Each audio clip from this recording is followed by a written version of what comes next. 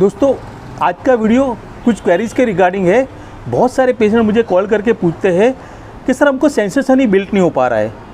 कुछ पेशेंट ऐसे भी है जो बताते हैं कि भाई हमको सेंसेशन तो बिल्ट हो गया है लेकिन पता नहीं मूवमेंट क्यों नहीं आ पा रही है। कुछ पेशेंट ऐसे भी है जो मुझे पूछते हैं कि सर हमको मूवमेंट तो आ गई है लेकिन स्ट्रेंथ डेवलप नहीं हो पा रही है।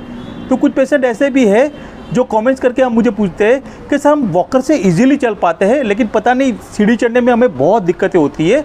और कुछ ऐसे भी है जो मुझे पूछते हैं कि सर हम सीढ़ी तो अच्छे से उतर पा रहे हैं लेकिन चढ़ने में हमें दिक्कत वही यानी कि फेस करते हैं कि बहुत दिक्कतें फेस कर रहे हैं। और कुछ पेशेंट ऐसे हैं जो बताते हैं कि भाई मुझे सर एक्सरसाइज तो मैं बहुत कर रहा हूँ लेकिन उसका इम्पैक्ट कहाँ पड़ रहा है, कौन सा मसल डेवलप हो रहा है वही मुझे पता नहीं चलता। तो ये सब क्वेरी समझने के लिए मसल कॉन्ट्रैक्शन को जानना बहुत ज़रूरी है।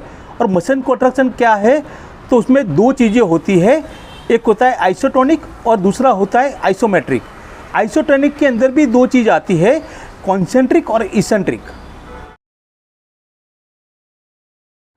तो दोस्तों मैं मोटे मोटे तौर पे आपको कॉन्सेंट्रिक, इसेंट्रिक और आइसोमेट्रिक के रिगार्डिंग बताता हूँ कि कॉन्सेंट्रिक क्या है। तो कॉन्सेंट्रिक है कि जैसे मेरा ये हाथ है उसमें ये अभी मेरा ये एल्बो जॉइंट है और उसको यानी कि कोई भी मसल जब पास आता है यानी कोई भी जॉइंट पास आता है और उससे ये मसल कॉन्ट्रैक्ट होता है तो उसको हम कॉन्सेंट्रिक कहते हैं। यानी कि मेरे हाथ का ये जो मेरा फोरआर्म है ये पास आ रहा है और बाइसेप का मसल ये मेरा शॉर्टन हो रहा है, देखिए ये शॉर्टन हो रहा है, उसको हम कॉन्सेंट्रिक कहते हैं। और वही मसल यानी कि मेरा फोरआर्म लेंथन होता है यानी कि ये धीरे धीरे धीरे धीरे धीरे दूर जा रहा है, देखिए, तो उसको हम इसेंट्रिक कहते हैं। कॉन्सेंट्रिक का मतलब ये पास आना और इसेंट्रिक का मतलब ये दूर जाना। और आइसोमेट्रिक होता है कि जैसे मैं ये होल्ड करके रखता हूँ, ना मैं इसको पास ले जा रहा हूँ ना मैं इसको दूर ले जा रहा हूँ, इसको मैं होल्ड करके रखता हूँ तो उसे हम आइसोमेट्रिक कहते हैं। दोस्तों कॉन्सेंट्रिक इसेंट्रिक से ही हमारे मसल्स में सेंसेशन आता है, मूवमेंट आती है और आगे जाके स्ट्रेंथ आता है।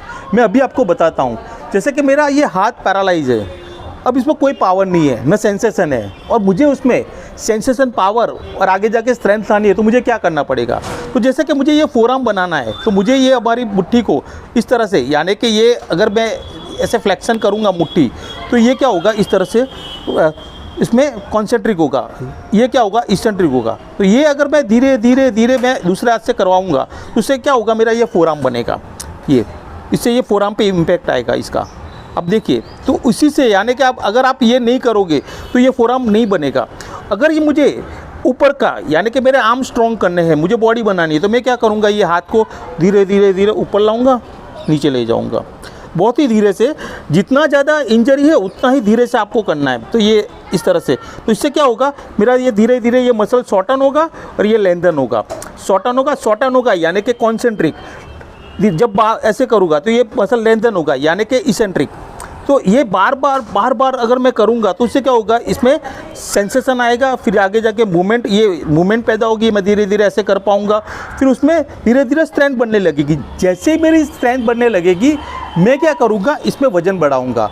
यानी कि मैंने डम्बेस लिया, जैसे 3 किलो का मेरा डम्बेस है, मुझे अब अच्छे से होने लगा है तो मुझे अपने बाइसेप पर ज़्यादा स्ट्रेंथ लानी है तो मैं क्या करूँगा, इसको कॉन्सेंट्रिक यानी कि धीरे से कॉन्सेंट्रिक करूँगा, फिर धीरे से इसेंट्रिक करूँगा, कॉन्सेंट्रिक करूँगा, इसेंट्रिक करूँगा।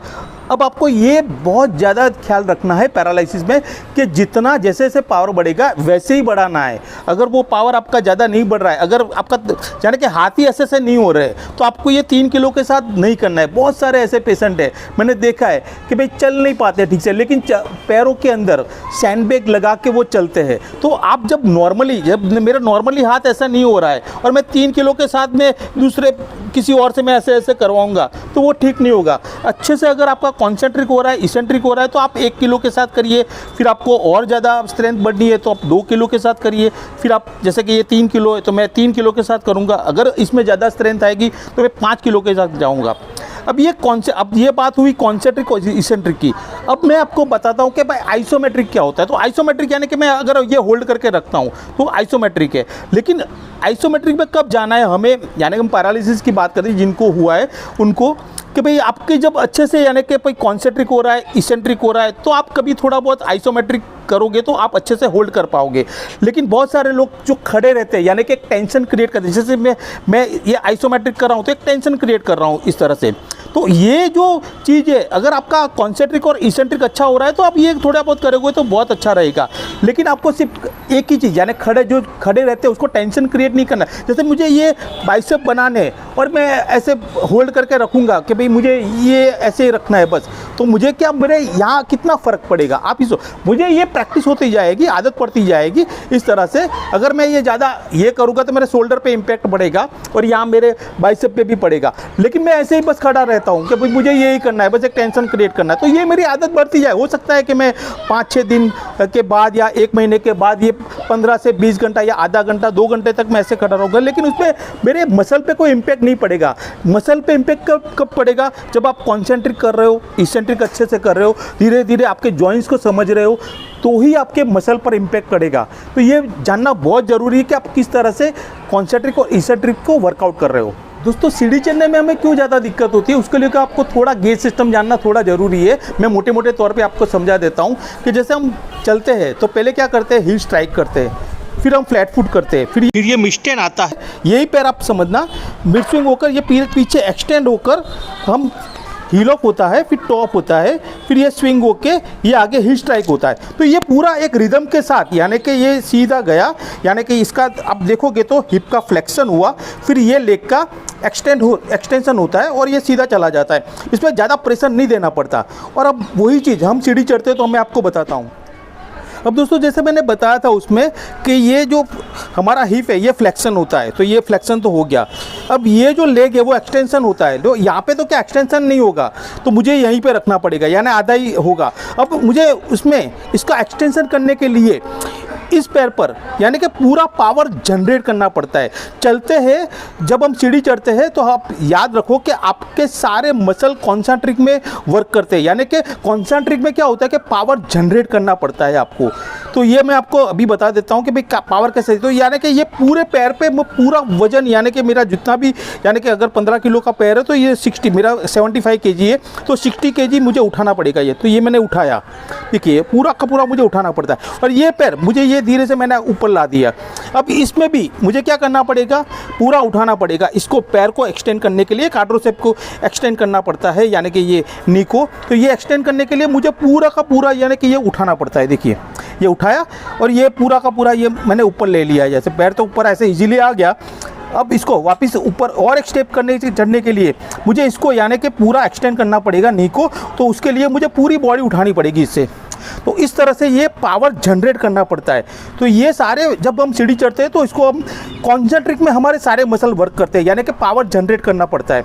अब हम उसका इसेंट्रिक में देखते हैं कि सीढ़ी उतरने में हमें क्यों ज़्यादा दिक्कत नहीं होती है, तो वो चीज़ मैं आपको अच्छे से समझाता हूँ। अब दोस्तों, हम सीढ़ी उतरते हैं तो सीढ़ी उतरने में क्या होता है, हमें वो जो कॉन्सेंट्रिक में काम करना पड़ता था वैसे नहीं करना पड़ता। जैसे मेरे ये पैर नीचे रखना है, तो ये पैर को पहले हम क्या करते थे सीढ़ी चढ़ने में, मैं ऐसे करके पूरा का पूरा प्रेशर देके मैं ऊपर चढ़ता था। लेकिन इसमें क्या होता है कि ग्रेविटी की वजह से मुझे सिर्फ ये पैर को कंट्रोल करना है। देखिए ये पैर नी एक्सटेंड हो गए ये मेरे, उसमें मुझे पावर जनरेट नहीं करना पड़ा, यानी कि पूरी बॉडी ऊपर नहीं करनी पड़ी, ये मैं सीधा धीरे से नीचे लेकर आया। तो उसमें क्या होगा, इसेंट्रिक में ये पूरा का पूरा मैंने सिर्फ कंट्रोल किया, यानी एक सपोर्ट लिया मैंने ये पैर का, मुझे उसमें कोई जनरेट नहीं करना पड़ा।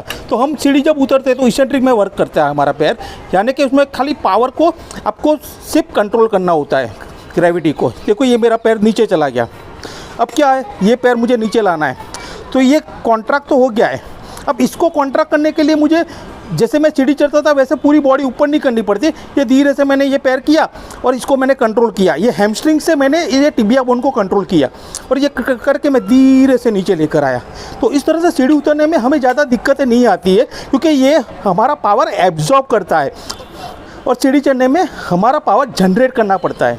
तो दोस्तों, आपको इसेंट्रिक, कॉन्सेंट्रिक और आइसोमेट्रिक का पता चल गया होगा और वो अच्छे से आपने जान लिया, तो आपके सारे मसल पर आप अच्छे से इम्पैक्ट ला पाएंगे, जिससे आपका सेंसेशन बिल्ड होगा, जिससे आपको मूवमेंट आएगी और आगे जाके बहुत अच्छे से स्ट्रेंथ भी ला पाओगे।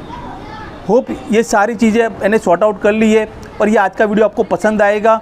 ओके दोस्तों, अगले वीडियो में फिर मिलते हैं। Bye, see you, take care. मत कर माया का अहंकार, मत कर काया का अभिमान, कायाकार से काछी।